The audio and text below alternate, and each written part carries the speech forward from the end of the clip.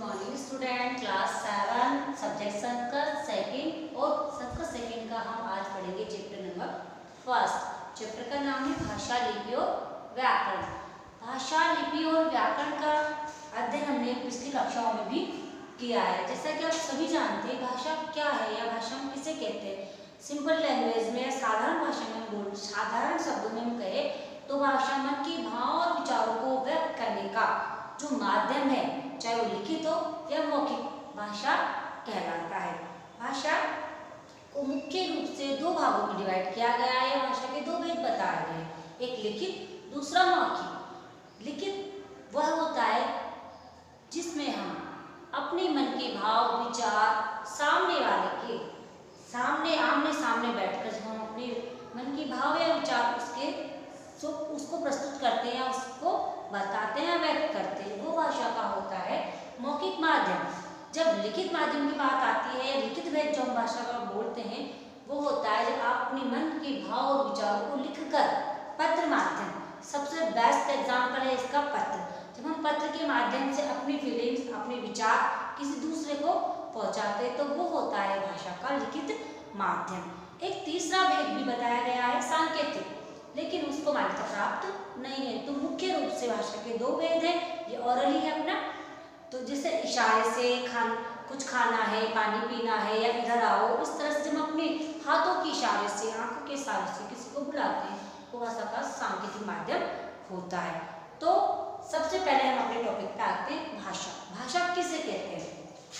देखिए, भाषा शब्द संस्कृत के कहां से लिया गया? संस्कृत की भाष धातु से। भाषा जो शब्द है हमारा,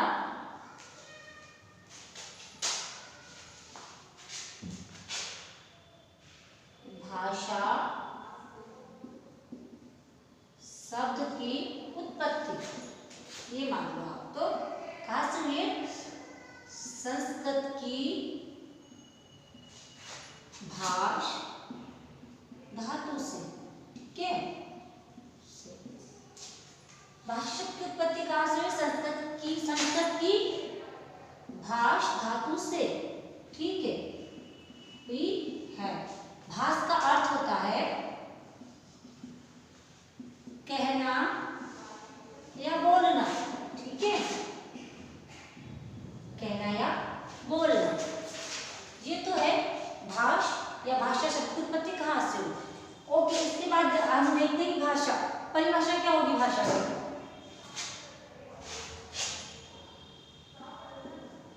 भाषा की परिभाषा। ओके, आप सिंपल सी लैंग्वेज में मन के भाव और विचारों को एक दूसरे तक हम बोलकर या लिखकर पहुंचाते हैं, वो क्या कहलाता है? भाषा। मन के भाव और विचारों को, या ऐसा भी लिख सकते हैं भाषा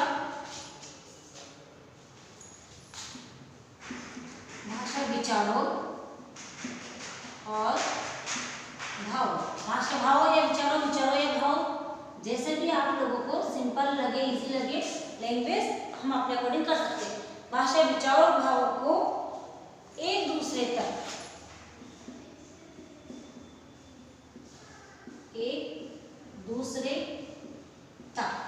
भाषा मन के भावों और विचारों को एक दूसरे तक पहुंचाने का, भाषा विचारों और भावों को एक दूसरे तक लिखकर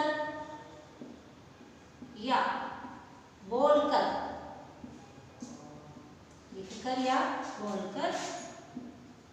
प्रकट करने का माध्यम है। ठीक है,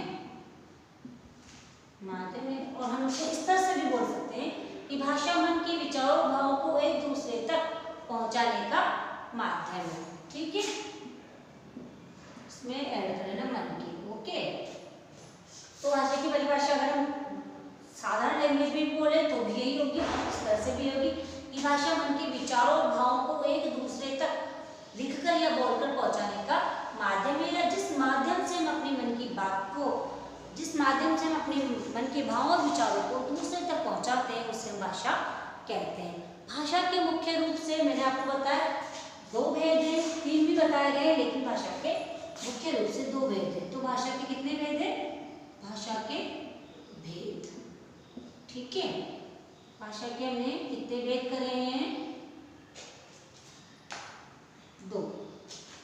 मौखिक भाषा फर्स्ट, सेकंड इज लिखित, ठीक है। अगर हम मौखिक भाषा की डेफिनेशन लिखते हैं तो क्या आएगा? आप इसी की डेफिनेशन अगर ध्यान देते हैं तो क्या लिखेंगे? मन के भाव और विचारों, मन के भावों और विचारों को बोलकर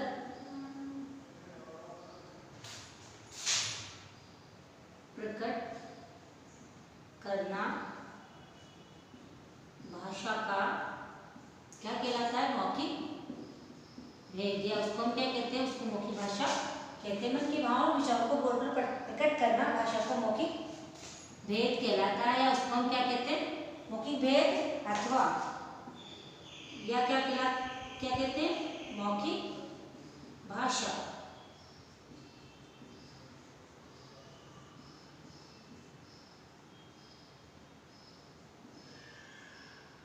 कहते हैं। फॉर एग्जाम्पल क्या लिखेंगे? जैसे मोबाइल फोन पे बात करना, कविता पाठ करना,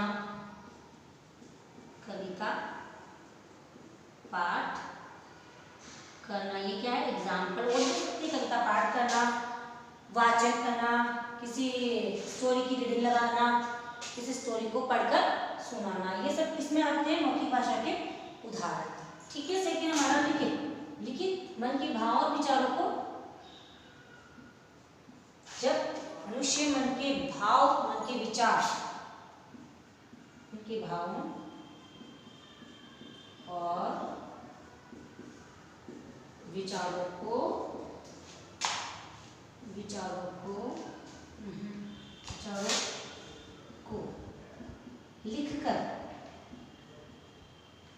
लिखकर प्रकट करता है तो उसे क्या कहते हैं? तो उसे भाषा, उसे कौन सी भाषा बोलेंगे? तो उसे हम लिखकर प्रकट करता है तो उसे लिखित भाषा कहा जाता है। ठीक है। अब इसके एग्जाम्पल अगर हम देखते हैं तो क्या होगा बेटा? इसके एग्जाम्पल में आएगा लिखित निबंध लेखन। ओके, निबंध लेखन हो सकता है, पत्र लेखन हो सकता है, पत्र लेखन और कहानी लेखन,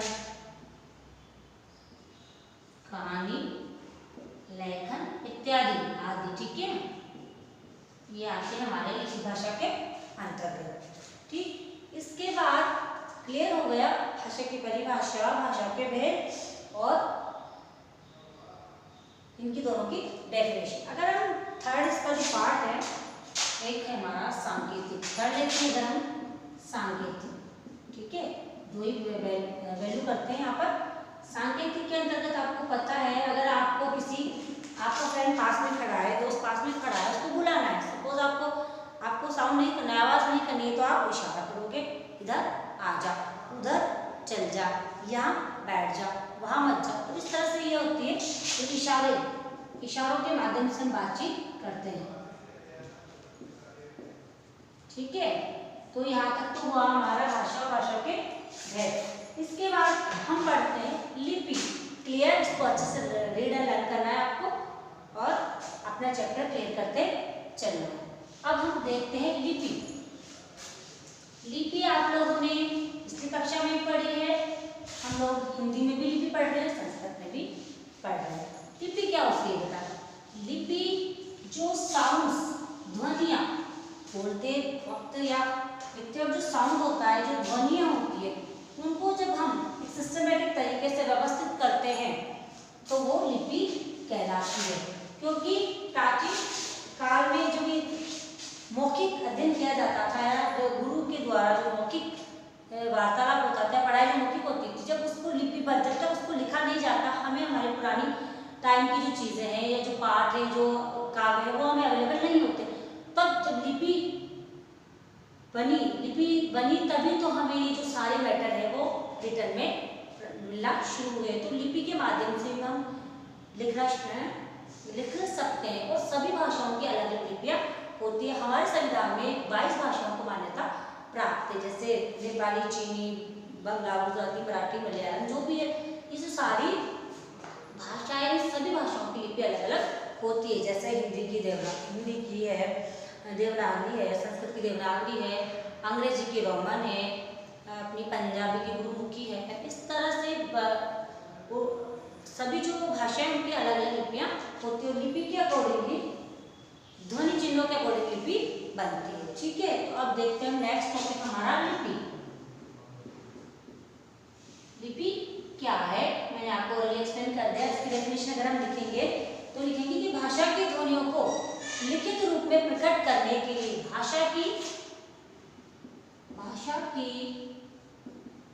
ध्वनियाँ, ध्वनि मतलब साउंड या आवाज, ध्वनियों को,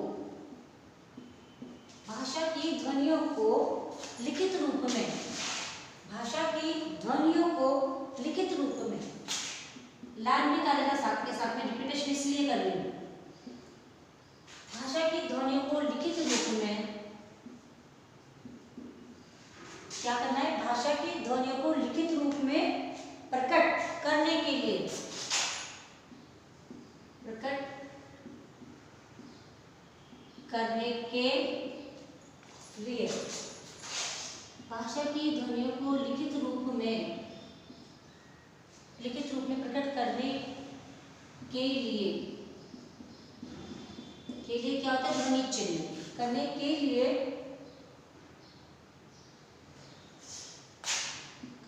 क्या किया जाता है, जिन ध्वनि चिन्हों का प्रयोग किया जाता है, क्या कहते हैं, इसे हम क्या कहेंगे, लिपि। उन्हें लिपि कहते हैं। क्लियर? तो एक बार इसको लर्न कर लीजिए। भाषा की ध्वनियों को लिखित रूप में प्रकट करने के लिए जिन ध्वनि चिन्हों का प्रयोग किया जाता है उन्हें हम लिपि कहते हैं। जैसा मैंने आपको बताया था, सब अलग अलग भाषाओं की अलग अलग लिपियाँ होती है। ठीक है, तो वो आपकी बुक में लिपि और एक भाषाएं दी हुई है, उनको आप अच्छे से लर्न कर लेना। जैसे आपको बताया, संस्कृत की देवनागरी है, अंग्रेजी की रोमन है और पंजाबी की गुरुमुखी है। इस तरह से गुजराती की भी देवनागरी है, बहुत सी लैंग्वेज। तो सबसे प्राचीन भाषा है हमारी संस्कृत। सभी जितनी भी भाषाएं हो सकती, उन सब में सबसे प्राचीन संस्कृत भाषा, और संस्कृत भाषा बहुत सारी भाषाओं की जननी है। तो इससे हमें बहुत सी भाषाओं की यह लिपि देवनागरी ही मानी गई है और यह है। इसके बाद लिपि, अब लिपि के आगे कौन कौन सी भाषाओं की कौन सी लिपि है, ये देखिए।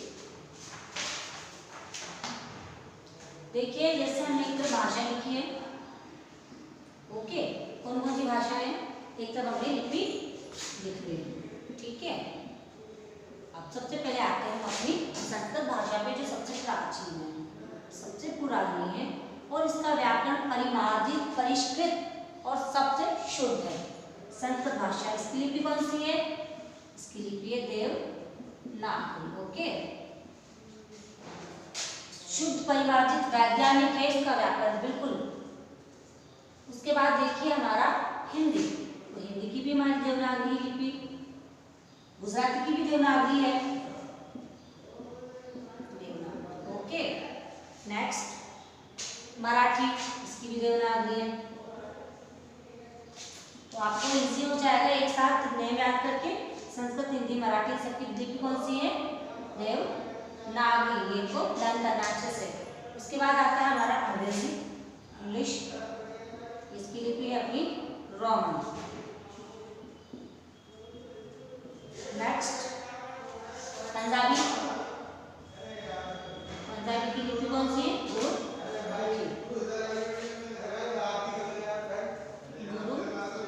गुरुमुखी।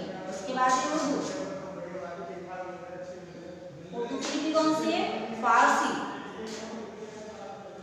इस तरह से हमें सिस्टमैटिक तरीके से भाषा और भाषाओं की लिपि लर्न करनी है। लिपि संस्कृत, हिंदी, मराठी, तीनों भाषाओं की लिपि क्या है?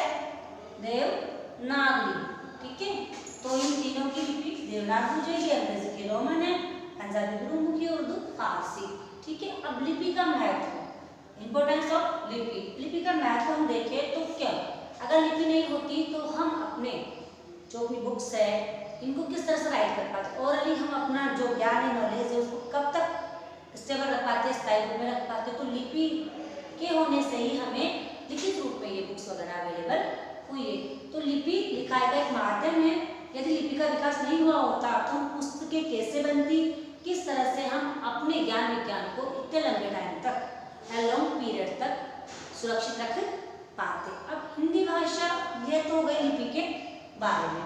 अब अगर हम आगे इसमें जो है हमारा हिंदी भाषा में कितनी तो बोलियां हैं, कितनी भाषाएं हैं, कितनी भाषा को मान्यता प्राप्त है, तो ये मैंने बताया था कि हमारे संविधान में हमें 18 भाषाओं को पहले मान्यता प्राप्त थी, 4 फिर इंक्लूड कर दी गई, 22 लैंग्वेजेस, इसमें पूरी 22 भाषाएं हैं, 18 कैसे कर दी। और इसके जस्ट इसके बाद आपका चैप्टर में है व्याकरण। तो इसको देखने के बाद हम देखते हैं व्याकरण। व्याकरण क्या है? सभी जितनी भी लैंग्वेज होती है उनकी अपनी एक व्याकरण होती है। हिंदी की व्याकरण होती है, अंग्रेजी की होती है, संस्कृत की होती है। तो व्याकरण का ज्ञान किए बिना हम अपनी लैंग्वेज को नहीं समझ सकते। तो लैंग्वेज पढ़ने के लिए सबसे इम्पोर्टेंट पार्ट है व्याकरण। और व्याकरण क्या है? व्याकरण शब्द किससे बना है? देखिए, हम यहाँ थर्ड डाल देते हैं ना, व्याकरण। अब देखिए आप, ये जो शब्द है इसमें किन किन शब्दों से बना हुआ है? वी उपसर्ग है इसमें, आ उपसर्ग है इसमें, उसके बाद क्या बचा? क्र धातु। वी और आ क्या है? उपसर्ग है। धातु क्या है इसमें? क्र। व्याकरण शब्द किस किस से बना है? देखिए आप, व्याकरण शब्द वी उपसर्ग, आ उपसर्ग और क्र धातु से मिलकर बना है। ठीक है, अगर व्याकरण की हम डेफिनेशन लिखते हैं तो क्या होगी? भाषा के शुद्ध रूप का ज्ञान कराने वाला शास्त्र क्या कहलाता है? व्याकरण। देखिए, इसके ये तो हो गया इसका उत्पत्ति या इसका निर्माण, व्याकरण शब्द का निर्माण। अब अगर आप व्याकरण शब्द की परिभाषा हम देखते हैं तो क्या होगी? भाषा के शुद्ध रूप का ज्ञान कराने वाला शास्त्र क्या कहलाता है? व्याकरण। ये है भाषा के शुद्ध रूप का ज्ञान कराने वाला